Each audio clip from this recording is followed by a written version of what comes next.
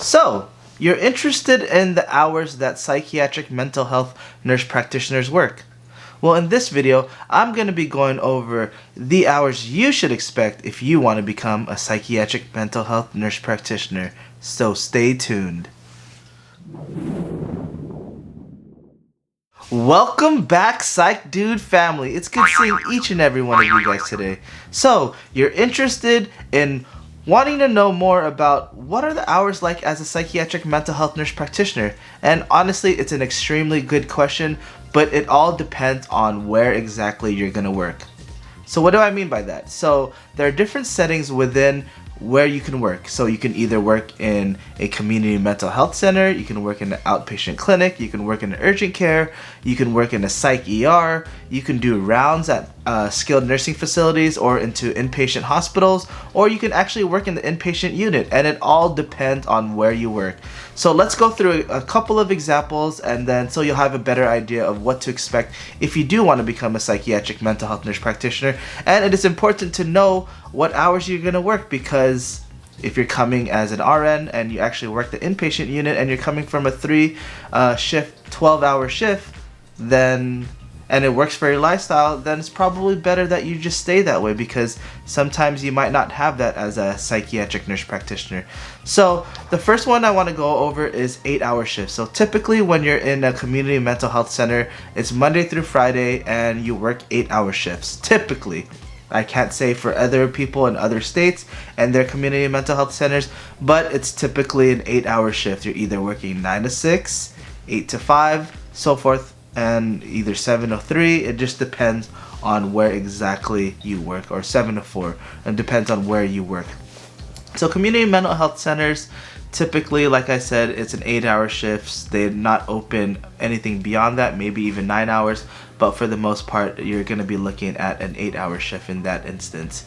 Private practice-wise, it's kind of varies. If it's your own private practice, you can make your own hours, which is the good thing. And you can keep it open on Saturdays, Sundays, whenever you want to work. But typically, you're looking at 8 to 5 also.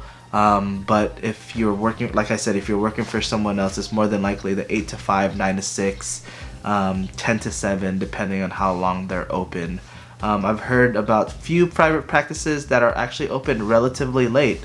They open up at 7 and then they close at 8 on certain days, or 8 every single day. So you can technically swing your 12-hour shift if you want to in that instance, but they're very rare because not a lot of people want to work those hours, and not a lot of offices want to stay open that late because they have to pay for administrative staff working from all the way from 7 o'clock all the way to 8 p.m. and typically they don't like having that. And especially if you're super busy, you're going to have multiple administrative staff, and that means you have to pay for multiple people.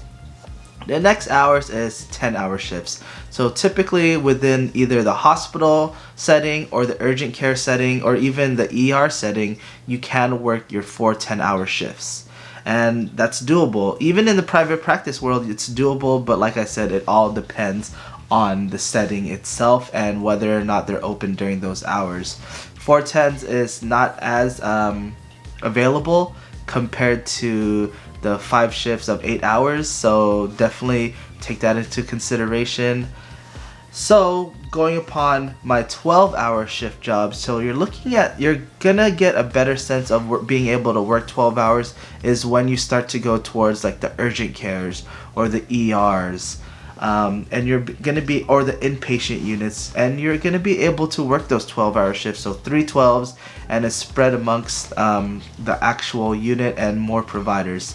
And like I said, it all depends on the providers, but for the most part, urgent cares and ERs are the ones where you're going to be able to work that 12-hour shift, and it's good. You know, it's flexible. You're going to be able to have that shift from like 7 a.m. to 7 p.m. or 8 a.m. to 8 p.m. And I've seen either shifts of 10 a.m. to 10 p.m. But typically overnight, they're just going to have someone on call. But I can't say for that in inpatient units.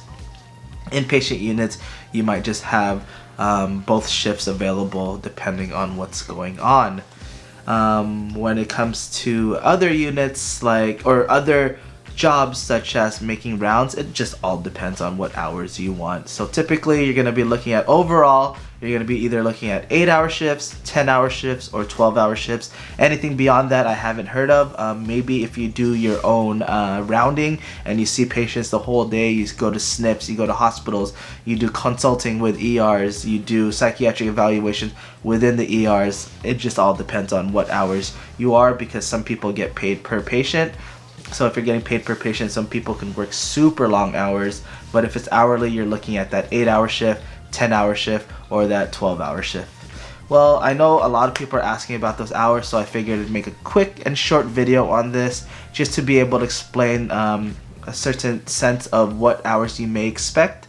And yeah, that's pretty much it. I hope you guys enjoyed this video. I hope you thought it was somewhat informative. I know it's kind of a quick video, but otherwise I just wanted to get it out there just for people to know what hours they should expect depending on which setting they work in. Have a wonderful day, guys, and don't forget to like and subscribe. Make sure you give a big thumbs up, and then also follow me on Instagram at THEPSYCHDUDE. Have a wonderful day, guys. Stay tuned till the next video. Bye!